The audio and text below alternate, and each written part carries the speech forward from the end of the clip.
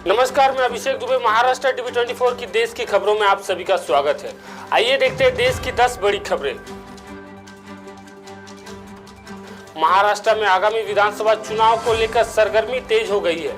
ऐसे में राजनीतिक दलों के नेताओं का अलग अलग जगहों पर प्रचार अभियान भी चरम पर है।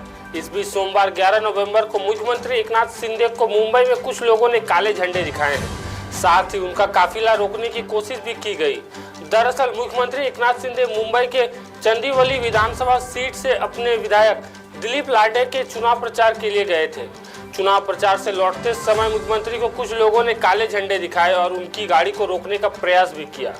बताया जा रहा है कि जिन लोगों ने मुख्यमंत्री की गाड़ी रोकने की कोशिश की वह शिवसेना यूबीटी के कार्यकर्ता थे। पुलिस ने इस मामले में कुछ लोगों को हिरासत में भी लिया है।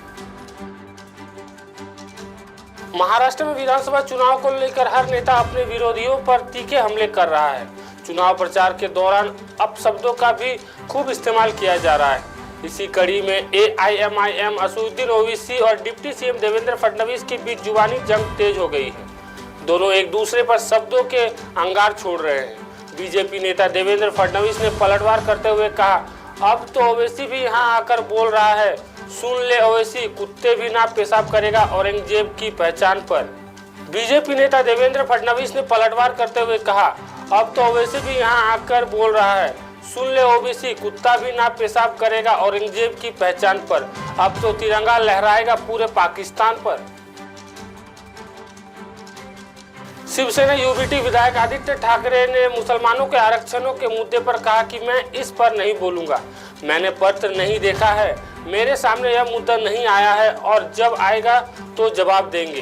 बीजेपी ने ऑल इंडिया उलेमा बोर्ड की मांग के समर्थन में महाराष्ट्र कांग्रेस अध्यक्ष नाना पटोले की कथित चिट्ठी जारी की थी। उलेमा बोर्ड ने मुसलमानों के लिए 10% आरक्षण की मांग की थी।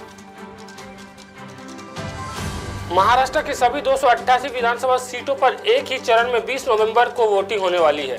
उससे पहले महाविकास आघाड़ी में शामिल कांग्रेस ने बागी उम्मीदवारों पर बड़ा एक्शन लिया है। कांग्रेस की महाराष्ट्र इकाई ने रविवार को 28 बागी उम्मीदवारों को पार्टी विरोधी गतिविधियों के कारण 6 साल के लिए निलंबित कर दिया।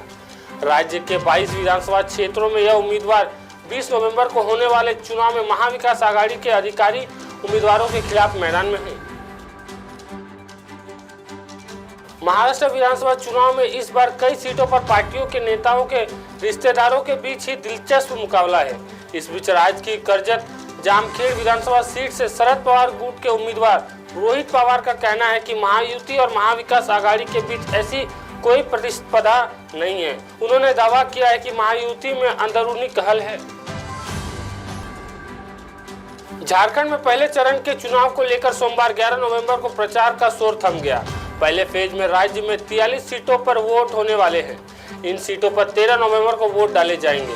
आखिरी दिन सभी पार्टियों के नेताओं ने प्रचार अभियान में बढ़ चढ़कर हिस्सा लेते हुए रैलियों को और विरोधियों को निशाने पर लिया। इस चरण में 683 उम्मीदवारों की किस्मत का फैसला होगा। मतदान केंद्रों पर सुरक्षा व्यवस्था को लेकर पुख्ता इंतजाम किया गया है। झारखंड में सत्तारूढ़ जेएमएम ने 11 नवंबर को अपनी चुनावी घोषणा पत्र जारी कर दिया है। 22 पन्नों के अपने घोषणा पत्र में जेएमएम ने कृषि, शिक्षा, रोजगार, महिला, स्वास्थ्य, सामाजिक सुरक्षा, उद्योग, शहरी विकास, पर्यटन और खेल कूद के क्षेत्र में बड़े वादे किए हैं। इसमें सबसे बड़ा वादा आरक्षण को लेकर किया गया है, जिसे बढ़ाकर 65% करने की बात कही गई है। झारखंड के भवनाथपुर में सोमवार को चुनावी रैली में सत्तारूढ़ गठबंधन पर हमला करते हुए सीएम योगी आदित्यनाथ ने कहा कि यह गरीबों को लूट रहे हैं, यह लोग सुरक्षा के लिए खतरा है। यह 3 परिवार है, एक रांची में बैठता है, एक पटना में बैठता है और एक दिल्ली में बैठता है। यह तीनों का परिवार के बाहर कोई विकास की सोच नहीं। सीएम योगी ने कहा कि झारखंड में संसाधनों पर पूरी तरह से लूट मचा रखी है, अराजकता व्यापक है, त्योहार शांतिपूर्ण तरीके से नहीं मनाने देते हैं, नौजवान पलायन करने के लिए मजबूर हैं। यूपी के गोरखपुर से निषाद पार्टी के बाद अब OBC one Bharat citizen party भी देश की राजधानी दिल्ली के साल 2025 में होने वाले विधानसभा में आम आदमी पार्टी को टक्कर देने के लिए तैयार है। ओबीसी पार्टी के राष्ट्रीय अध्यक्ष काली शंकर ने दिल्ली विधानसभा चुनाव में सभी सीटों पर लड़ने का ऐलान किया है।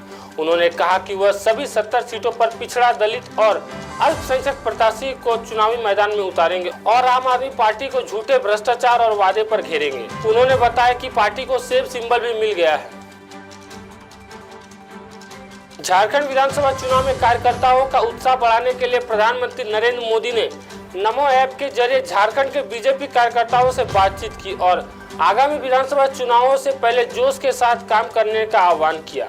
कई अहम मुद्दे पर बात करते हुए प्रधानमंत्री मोदी ने जमीनी स्तर के कार्यकर्ताओं के प्रति अपना समर्थन जताया और प्रगति, समावेशिता और अखंडता के प्रति बीजेपी की प्रतिबद्धता को रेखांकित किया।